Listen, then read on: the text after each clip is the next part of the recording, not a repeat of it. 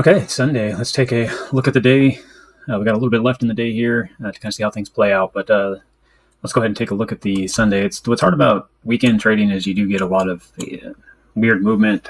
Things aren't as clear throughout the week, so it's typically a lot of people just don't trade these days just because of that. I say it's kind of up to you. You just got to be careful, and it's better to not get in a trade than get in one just because the volume is usually low and things are as quiet. But if the trade's there, it's definitely worth looking at. So I went ahead and I'll just go through the day a little bit. Right at the early morning, we did get a setup where it broke down through support and actually back tested and then traded on down into the morning. And then it went ahead and after about the market change, we hit a bottom here and started to trade throughout the day. I went ahead and looked at the day to try to figure out where the trades were setting up. So I went ahead and used this 200 here on the 15 and then drew basically a line down, support line down through here. And then I took the bottom and put a trend line here, up through here. And after the day started to get going, drew this line. And then what I was waiting for it to either break above this 200 or break down out of this trend line. Because I usually I don't trade this early in the morning here. So yeah, I missed this area coming down, but watching this come down, I knew it was going to go ahead and come on down to see it find the bottom and then set up. What I want to watch it do is backtest this 200 and look to see how we would break down. So once we backtest the 200 here, this was a lot stronger downtrend coming down through here.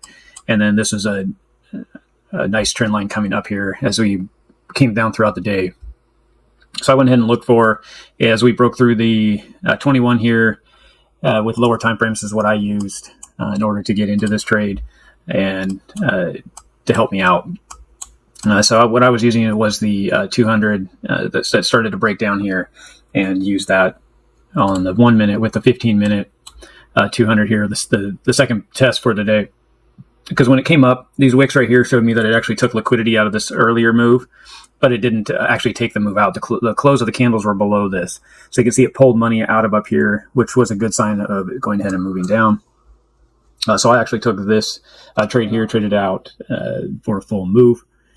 So that was that trade.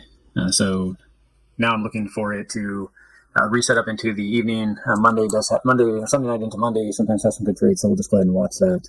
But as of right now, there wasn't really any strong trades today with the normal breakdown with the back test to give us a strong indicators. But like I said, I mean, if you're looking for a trade, that's kind of the way to look for a trade is what I went over right now. That's kind of why I wanted to show this and just didn't want to say there was 0 trades for the day. If we were looking for the back test, the breakdown and the back test, there wasn't really any. I mean, right here, you could say, hey, this broke down and back tested. That's why I put these trend lines and look for the patterns, because we're looking for it to break trend. And it really hadn't broken trend yet for strength when you're back testing here. The other thing is the stochages already had come down and exhausted themselves for this back test. But there was pressure on the market. So this would have been, a healthy idea if that's what you're looking at doing. And you can see that's kind of what people thought, right? And this is where Sunday trading is a little bit finicky because of liquidity. So typically you would have built the trade right here, support above the 200, and then traded this out. And this would have been the trade setup. You can see that's why when this came back up, it went ahead and just popped liquidity out of this area because everybody had their stops there. So the guy that went ahead and put this type of trade on, went here and thought this might have been a possibility. He obviously was okay in his trade for a short on down. And that's why I went ahead and got into this trade here, was because of that basic setup. So hopefully that just kind of points some stuff out. That's the idea, is just to show how we can read the market and take trades and opportunity throughout the day and what we're looking for.